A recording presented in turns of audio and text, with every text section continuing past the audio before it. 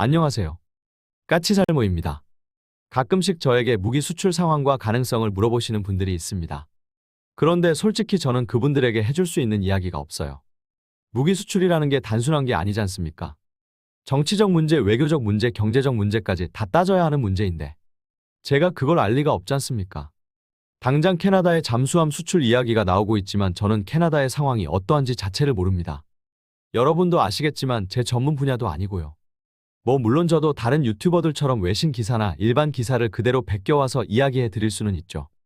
그런데 그런 건 굳이 제가 이야기하지 않아도 인터넷만 약간 검색해도 다들 알 수 있는 내용이지 않습니까? 굳이 그걸 제가 다시 전할 의미가 없다고 봅니다. 다만 제가 일반인과 조금은 다른 게 약간의 개인적인 정보를 들을 수 있다는 건데요. 솔직히 말해서 제가 그런 정보를 듣고 무기 수출에 관해서 이야기한 것 중에 제가 말한 대로 된 적이 있나요? 저는 폴란드에 흑표가 수출되기 힘들다고 했고 레드백 장갑차의 폴란드 수출도 폴란드의 정치 사정상 힘들다고 했습니다. 그런데 결과는 어떻게 되었나요? 제 말이 다 틀렸죠. 제가 그럴 수밖에 없었던 게 관계자들은 이런 문제를 상당히 부정적으로 바라봅니다. 그래서 제가 그런 이야기를 귀동냥해서 전하다 보니 저도 부정적으로 전하게 되는 것이고 틀리게 되는 거죠. 당장 방산업계에서는 이런 이야기가 있습니다. 관계자들이 수출 가능성을 10%나 20%라고 한다면 상당히 수출 가능성이 높은 것이고 50%라고 하면 무조건 수출되는 거라고요. 그만큼 관계자들은 수출 문제를 부정적으로 바라봅니다. 물론 당연히 그분들은 이런 문제에 상당히 조심스럽게 접근할 수밖에 없겠죠. 분명 수출에는 항상 실패할 가능성이 있고 만일 수출될 거라고 호언장담했다가 안 되면 문제가 될 수도 있으니까요. 그래서 저는 결코 이 문제의 정답을 여러분께 이야기해 드리지는 못할 겁니다. 그러니 그런 건 저한테 물어보지 마세요.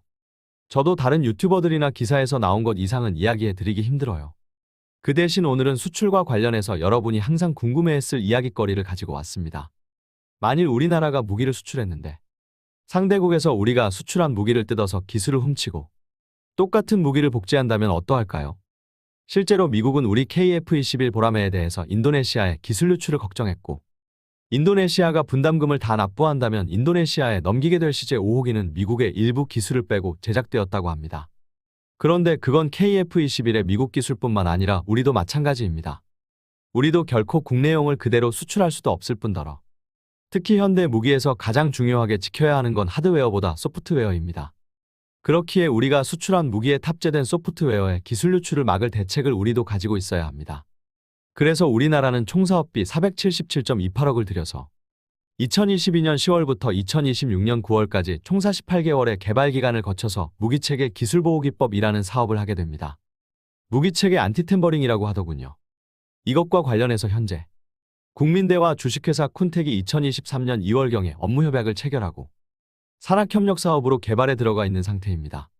이 기술은 기본적으로 수출된 무기와 유실 또는 탈취된 무기의 기술과 알고리즘 등을 보호하기 위한 방어벽으로서 다중의 침투 경로를 통해서 침투하는 걸 방지하는 복합 방어벽이라고 합니다. 그럼 기존에는 이런 방어 시스템이 없었느냐고 궁금해하실 텐데요. 아니요. 기존에도 방어 시스템은 존재는 했던 것 같습니다.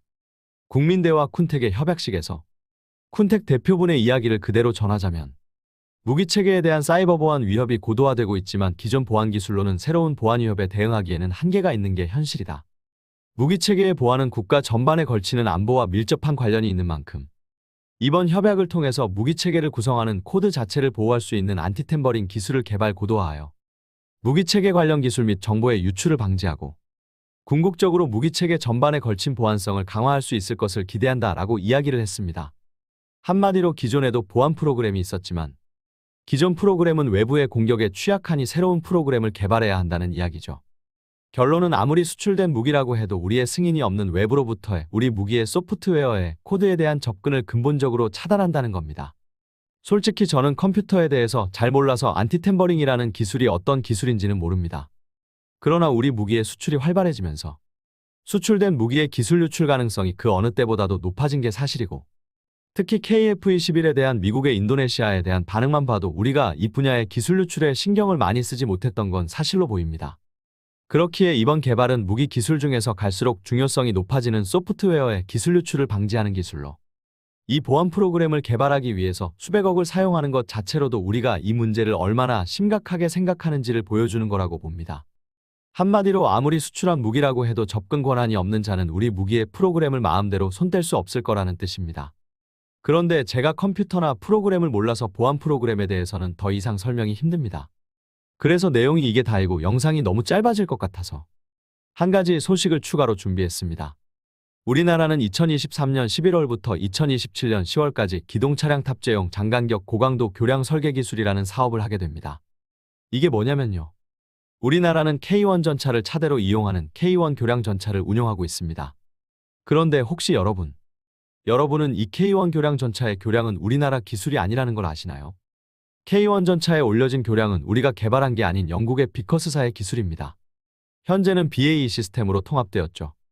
한마디로 영국의 비커스사에서 기술 이전을 받고 주요 구성품을 제공받아서 만든 교량입니다. 우리나라 국산 교량이 아니라는 거죠. 아무튼 어찌되었든 K1 교량 전차는 1995년에 실전 배치되고 나서 근 30년이 경과하고 있는 상태입니다. 물론 그동안 창정비를 통해서 차대 자체는 꾸준히 정비를 해왔지만 탑재된 교량의 노후화와 금속 피로도는 어쩔 수 없죠. 그렇기에 당장은 아니더라도 새로운 교량으로 교체할 필요성이 있습니다. 그러나 앞에서 이야기한 것처럼 지금 K1 교량 전차에 탑재된 교량은 순수하게 국산 교량은 아니죠. 그래서 교체를 한다면 국산으로 교체를 해야 할 것입니다. 이 사업은 바로 이 K1 교량 전차에 새로운 교량을 개발하기 위한 기술을 개발하는 사업입니다. 엄밀하게 말하면 K1 교량 전차뿐만 아니라 현재 한참 개발 중인 차륜형 장갑차용 교량 장갑차의 교량 설계에도 필요한 기술을 개발하는 건데요. 이 사업에서 추진하고 있는 내용은 차륜형 장갑차의 교량은 아니고 누가 봐도 K1 교량 전차의 교량입니다. 왜냐하면 개발하고 있는 교량의 재원이 K1 교량 전차용입니다. 우선 이 사업을 통해서 개발하는 교량은 K1과 마찬가지로 가위형 2단 교량으로 차륜형 장갑차는 3단형 교량입니다. 그리고 교량의 길이도 22m로 현재 K1 교량 전차에 탑재된 교량과 길이가 같습니다. 그럼 이 새로운 교량은 기존 K1 교량 전차에 탑재된 교량과 무엇이 다르냐? 라고 궁금해하실 텐데요. 새로운 교량은 MLC70 이상이 목표라고 합니다. MLC70이란 뭐냐면요. 우리말로 하면 군용 하중급수입니다. 한마디로 통과할 수 있는 무게하중입니다. MLC70이면은 최대 통과하중이 70톤대 중반이라는 이야기입니다.